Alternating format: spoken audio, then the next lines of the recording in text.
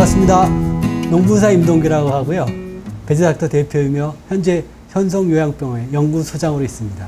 반갑습니다. 오늘 첫 번째로 이야기 드릴 이야기는요, 암치유 현실에 대한 얘기를 좀 드리려고 합니다. 한마디로 결론들을 얘기하자면 남들을 따라가면 막다른 길에 도달할 수밖에 없다라는 주제인데요. 처음 암을 진단받으면 어떤 기분들이 드세요? 대부분 청천벽력을 맞은 것 같은 그런 기분들이 충분히 이해가 됩니다. 그리고 가족들에게 이런 사실을 알리는 데는 정말 막막함을 느꼈을 것 같아요. 그래서 많은 사람들은 암을 선고받았다라고 말을 하래요. 죽음, 재발, 전이, 고통, 저주, 심지어 천벌 이런 식으로 얘기를 하죠. 치료비도 걱정되고 진단 직장을 어떻게 해야 되나. 사실 이해는 됩니다. 또 실질적으로 봐도 또 머리가 다 빠진 모습들, 어두운 표정들. 그래도 최근에는 5년 생존율이 많이 개선됐다고 대대적으로 홍보를 많이 하더라고요. 근데도 불구하고 아직도 거의 100년 가까이 된 암과의 전쟁을 벌였던데 불구하고 우리는 아직 성공했다는 이야기를 거의 듣지 못하고 있는 게 현실이죠. 실제 장례식장에 가면 제일 많이 듣는 사망 원인, 암 아닌가요? 이것이 보통 사람들이 암에 대하여 갖고 있는 생각이라는 것이죠. 1995년도에는 약 40%대에 머물렀었어요. 근데 지금은 2018년 자료를 보니까요, 거의 70%대를 육박하고 있더라고요. 엄청난 발전인데요. 근데 왜 두려워할까요, 사람들은? 실제 운명이 그렇지 않기 때문에 그런 것 같아요. 그 한 조사를 보면요, 미국 연구 조사인데요, 유로피안 헐트 저널에 발표된 내용인데요, 약 320만 명 정도의 환자들을 데이터를 뽑아봤더니 암으로 사망하는 사람이 38%. 그 나머지 사람들은 다 완쾌가 된 건가요? 그렇지 못한 거죠. 그 중에 11% 분들은 심혈관계로 돌아가신다는 거죠. 다시 말해 심장질환, 뇌졸중, 여러 가지 심장 혈관과 관련된 질환으로. 그런데 그것뿐일까요? 또 다른 조사에 의하면, 역시 이건 미국 암연구소에서 조사한 데이터인데요, 여긴 약간 퍼센테이지는 다르게 나왔네요. 암으로 사망할 확률이 약 45%라고 얘기하고, 그리고 암 이외에 사망한 원인이 대부분인데요, 대부분 감염 때문에 또 돌아가신대요. 약 10% 이상, 10.6%라고 써있네요. 쉽게 얘기하면 항암이나 방사선 치료로 몸에 떨어진 면역력이 떨어져가지고 2차 감염으로 생기는 거라는 거죠.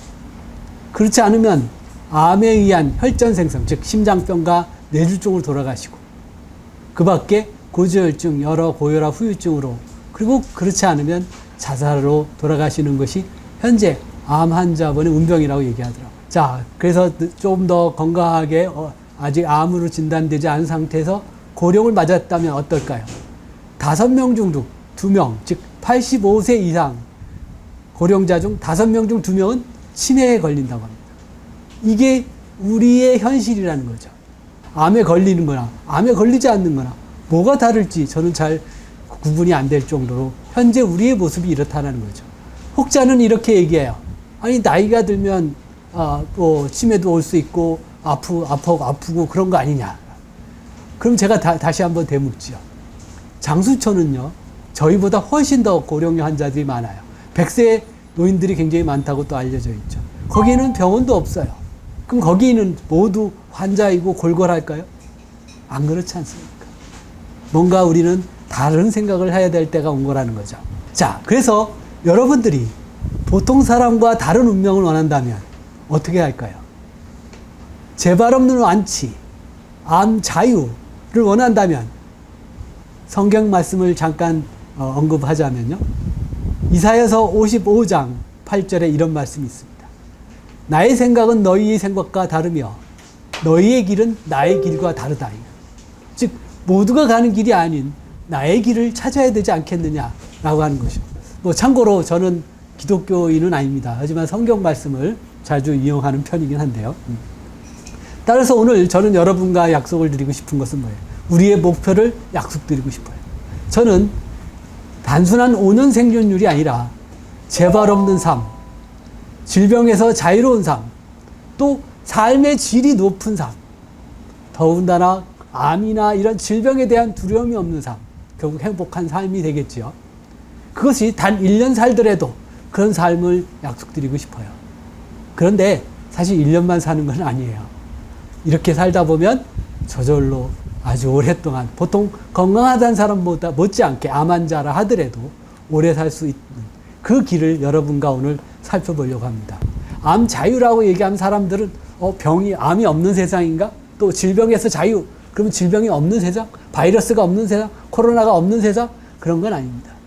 자유라고 하는 것은 없다라고 하는 것이 아니라 그것이 있고 없고와 상관없이 그것에 크게 영향을 받지 않고 살아갈 수 있는 것을 얘기하는 거죠.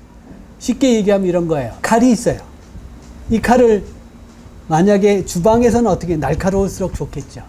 근데 만약 이 칼을 강도가 들고 있으면 어떻게 될까요? 흉기가 되는 거죠. 또 우리 어린 아이가 들고 있으면 어떻게 해요? 굉장히 위험한 물건이 돼버리는 거죠. 칼의 문제가 아니라는 거죠. 뭐가 문제죠? 칼을 다룰 수 있는 지혜와 힘이 있느냐 없느냐에 따라 칼로부터 자유롭고 칼을 유용하게 쓸 수 있다는 거죠. 질병 역시 다르지 않다라고 저는 생각합니다. 근데 여기서 하나 저는 약속드리기 전에 주의하실 것이 꼭 있습니다. 제가 이렇게 얘기했으니까 저 사람 따라가면 돼? 이런 생각은 절대 갖지 마십시오. 여러분의 하나뿐인 목숨을 어떻게 저 같은 사람에게 맡기려고 합니까? 여러분의 목숨은 여러분 스스로 결정해야 됩니다. 어떻게 해요? 따져봐야죠. 논리적이고 동양적으로도 서양의학적으로도 합리적인지, 그리고 역사적으로도 타당한 건지, 실증적인 건지, 경험적으로도 확인할 수 있는 것인지, 그리고 어떤 한 국소적인 것이 아니라 전체적 관점에서도 타당한지를 따져보시라는 거예요. 그래서 여러분들은 질문을 하셔야 돼요. 제가 말하는 것 또한 여러분들이 의심이 든다면, 아직 해결이 이해가 잘 안 된다면 질문을 꼭 하십시오.